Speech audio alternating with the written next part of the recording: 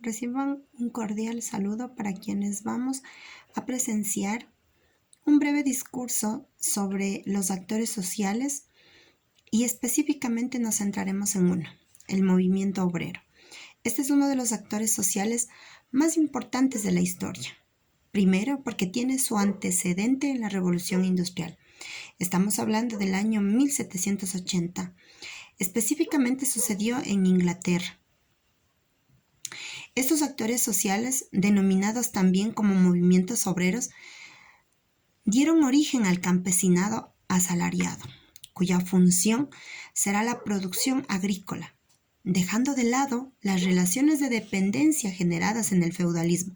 Claro, este modo de producción feudal, como se lo conoce en la historia, pues efectivamente creó una sociedad totalmente de servilismo, ¿sí?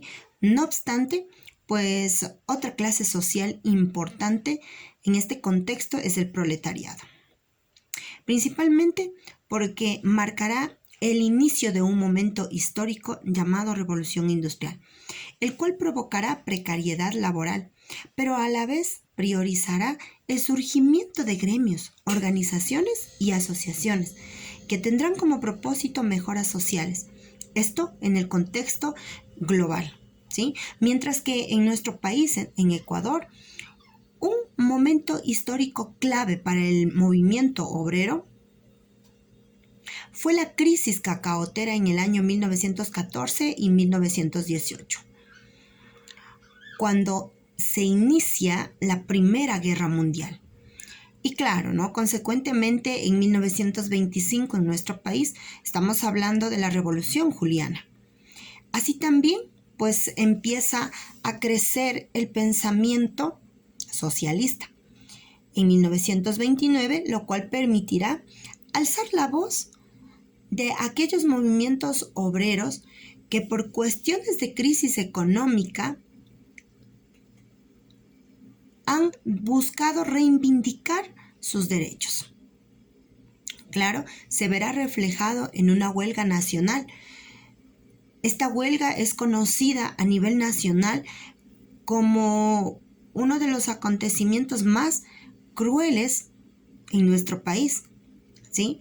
Esta huelga nacional de 1922 fue consecuentemente, ¿sí?, uno de los acontecimientos que va a marcar la historia de nuestro país. Justamente en el gobierno de José Luis Tamayo se ordena una violenta represión, cuyo hecho histórico en nuestro país es conocido como Las Cruces sobre el Agua. Una novela escrita por uno de nuestros novelistas ecuatorianos de nombre Joaquín Gallegos Lara, ¿sí?, que escribe lo que fue totalmente una matanza de obreros en Guayaquil, un 15 de noviembre de 1992. Y cómo era y más que todo, ¿no?, cómo era la vida en los barrios pobres de la ciudad porteña. Durante una época avanzada del realismo socialista ecuatoriano, por supuesto. Pero bueno, es importante aclarar que hoy en día, gracias a esa lucha constante de aquellos actores sociales que hacen posible el cambio en nuestra sociedad, pues hoy los obreros podemos hacer el uso de nuestros derechos. Sin embargo, es necesario mencionar que uno de los personajes más emblemáticos es el caso de Miguel Alburquerque, ¿sí?, quien en 1896 fundó la Sociedad Hijos del Trabajo y en 1905 la Confederación Obrera del Guayas. Claro que sí, este personaje actuó en un primer Congreso Obrero Ecuatoriano, reunido entre agosto y octubre de 1909, en conmemoración del primer grito de independencia. La resolución más importante de este Congreso es la conformación de la Unión Ecuatoriana de Obreros. Esto marca un logro para el movimiento obrero, ¿sí? Alburquerque fue también presidente honorario de la Sociedad Protectora Mutua de vivanderos y figuró como síndico de las sociedades cosmopolitas de cacauteros, ¿no? Así también en la unión de pintores, carreteros, ojalateros, hijos del pueblo y sombrereros.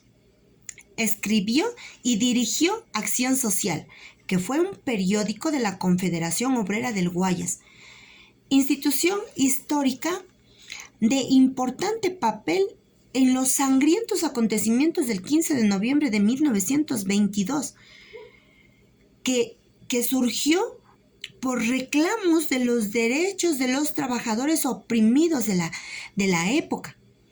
Sus pedidos evidentemente se desembocan en el derecho a la organización de los trabajadores, la igualdad entre hombres y mujeres ante el trabajo y principalmente la jornada de las 8 horas.